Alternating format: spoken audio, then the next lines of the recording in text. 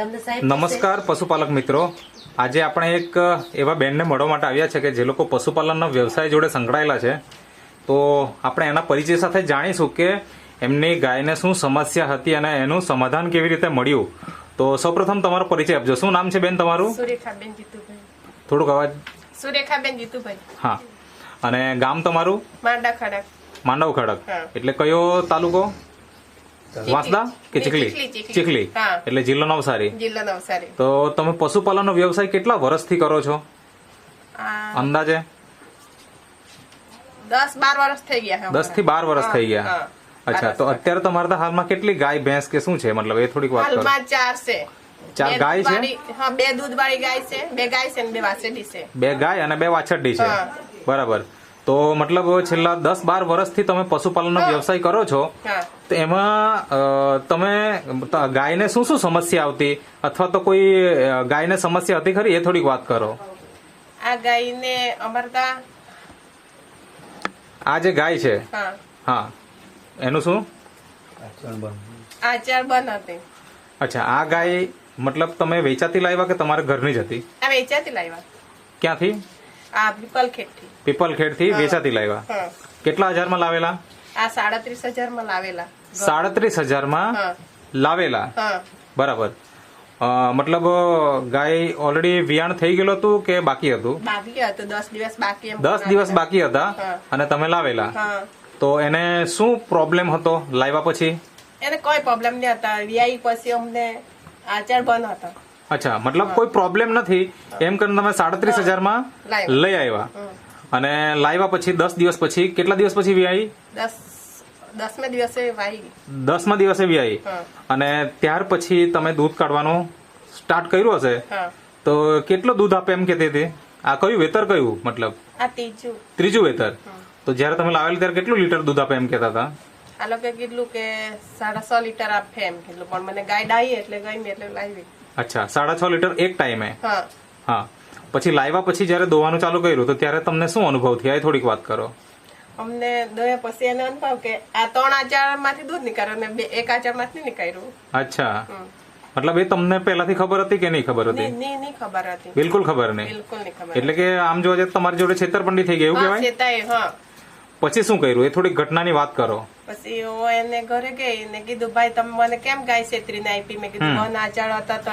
હા, એ લોકો માની ગયા કે નહીં માન્યા? નહીં, પેલા કીધું કે બેન એમ કે આચાર ચાલુ જ હતા એમ કે. મેં કીધું નહીં, ચાલો અમારે ઘરે, કાં તમે તમારા ગાય મૂકવા આવો એમ કીધું. મેં કીધું નહીં એમ કે. હા. પછી ચાલો એમ કે આપણે સમજીએ, કિંમત ઓછી કરી નાખીએ એમ. મેં કીધું મેં બી બહુ ગરીબ અને મેં લોન લઈને ગાય લીધી એમ. બરાબર છે. મેં આવ્યા એટલે કીધું. પછી મેં ઘરે ગઈને કીધું કે ચાલ એમ કે તને કેટલામાં પોસાય એમ કે. મેં કીધું હવે આચાર ફેર એટલે મેં કીધું 25, ડાયરેક્ટ જ 25 જ કહી દીધું. તે લોકો જ નહીં એમ કે 27,000 બેન. અચ્છા, મતલબ જે 37,000 માં તમે લાવેલા એ લોકો 10,000 પાછા આપી દીધા એવું? મને રોકડાઈ. મતલબ એ લોકો માની ગયા કે આચળ બંધ જ હતું એમ. એ કયા વેતર થી બંધ થઈ ગયેલો હતો એમનો કઈક વાત? આ લોકો તો પહેલા આચાર માંથી બંધ કે. પહેલું વેતર થી? પહેલું વેતર થી. પહેલા વેતર થી આચળ બંધ થઈ ગયેલું અને તમારે ત્યાં લાવ્યા ત્યારે ત્રીજું વેતર હતું. એટલે કે 2 વેતર તો મતલબ એક આચળ માંથી દૂધ કાઢેલું જ નહીં, બંધ જ કે. બરાબર. હા, પછી શું કર્યું એ થોડીક વાત કરો. હવે આચળ બંધ થઈ ગયું, પેલો કોઈ બંધ જ હતું અને ગયા તો પૈસા બી આપી દીધા. પછી તમે શું કર્યું? પછી હું પાવડર ખવડાવ્યો. કયો પાવડર? અચ્છા, આ જે પાવડર છે આ નેટસપ કંપનીનો પેટ નામનો પાવડર છે, આ તમે ખવડાવ્યો. કેવી રીતના ખવડાવ્યો? સવાર સાંજ 2 ટાઈમ કે 1 ટાઈમ? નહીં, 2 ટાઈમ ખવડાવ્યો. ઓકે. શેમાં ખવડાવતા? એને દાણમાં આપ્યો. દાણમાં? 1 ચમચી? નહીં, 2 ચમચી આપ્યો. 2 ચમચી. તો એનાથી પછી જે આચળ બંધ થઈ ગયું એ કેટલા દિવસમાં ખુલી ગયું? એક જ ટાઈમ ખાલી નહીં ખુલ્યો. પછી બીજા ટાઈમે સવારે ખવડાવ્યું ને સાંજે તો થોડું નીકળ્યું. અચ્છા, થોડુંક નીકળ્યું. એકદમ સારું ક્યારે થઈ ગયું? એકદમ સારું કેવી રીતના થઈ ગયું? મતલબ દિવસે પછી એકદમ સારું જ થઈ ગયું. અચ્છા, એટલે 3 દિવસમાં સારામાં સારું રિઝલ્ટ મળી ગયું? રિઝલ્ટ મળી ગયું અમને આનું. ઓકે, હવે મને એ જણાવો કે 3 દિવસમાં તમને આ ફાયદો થઈ ગયો અને અત્યારે હાલમાં કેટલા મહિના થઈ ગયા હશે આ ગાય વિયાઈને? આ 5મા માસ ચાલે. 5મો માસ ચાલે. તો આ 5 માસ દરમિયાન તમે આ કેટલા ડબ્બા ખવડાવ્યા? આ 2 ડબ્બા ખવડાવ્યા. 2 ડબ્બા ખવડાવ્યા. તો એનાથી તમને ગાયમાં બીજું શું ફાયદો દેખાય? એક તો આંચળ તો ખુલી જ ગયું. આ ગાય છે ને બહુ એમ નબળી હતી.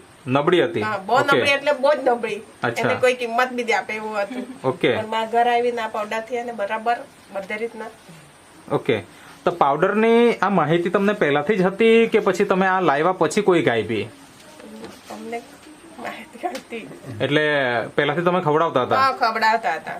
એટલે તમારે ત્યાં જે ગાયો છે હા, તે લોકોને હા અમે ગાભણમાં ખવડાવતા. કેટલા વર્ષ થઈ ગયા તમે આ પાવડર ખવડાવો છો અને ગાયો? 2 વર્ષ જેવા થયા. 2 વર્ષ થઈ ગયા. 2 વર્ષથી તમે વાપરવતા જ હતા એમ? હા, વાપરતા જ હતા એમ. પણ આ જે ગાય છે બહારથી આવી? આ બહારથી આવી એટલે એના આંચળ મતલબ ફેલા હતા. હા, બરાબર છે. હા.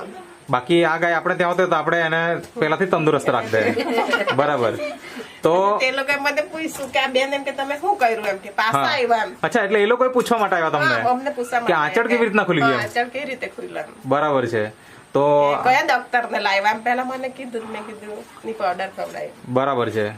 તો આજે આમ કહેવાય કે મોટા ભાગના પશુપાલક જ્યારે આંચળ બંધ થઈ જાય ને હા. તો સારવાર કઈ થતી નથી અને પછી તો એમને એમ જ રહેતું હોય, ફેલ જ થઈ જાય ફેલ જ એમ. થઈ જાય. બરાબર ને? અને આજે આ એક આંચળ ચાલુ થઈ ગયું. જો એ આંચળ બંધ હતે તો દૂધમાં કેટલો ફેરફાર રહેતે? અત્યારે કેટલું દૂધ આવે?